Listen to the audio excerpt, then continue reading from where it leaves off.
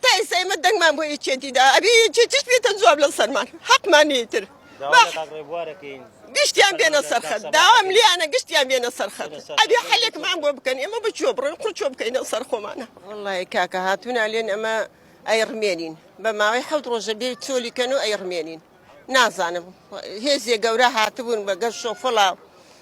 أو هم بينهم كاكا يما بوشوبرين تتجاوز يوتم خوهر من تتجاوزني ما علامة تتجاوز من لدو هزاروسية وبتشوله ولي أم خانوم كردوا أشياء كاني بخوا عرزكشم كري ولا خلق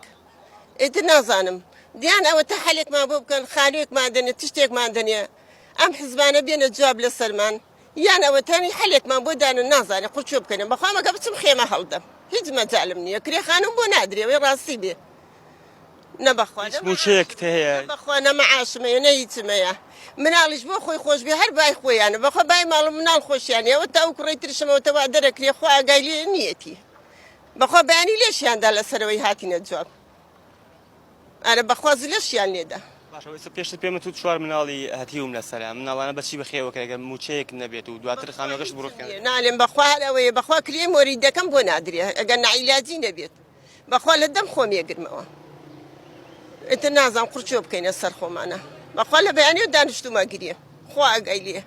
نازم زمان بروجي بخوا تسال بخريب ببوريه مش كانم أنا بخوا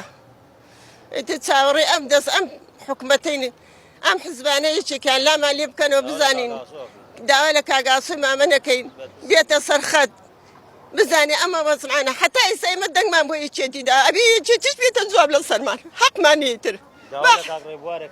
قشتيان بين الصرخات داوم لي أنا قشتيان بين الصرخات أبي حلك ما بو بكني ما بتشوبر كل شوب كاين الصرخو معنا هذه جاري وشورك ويجرين دينو بخواج جيان مانية بحوض روش بحوض روش بشكر تتسيب كاين سامان لدس إيوا حكمتك يخو معنا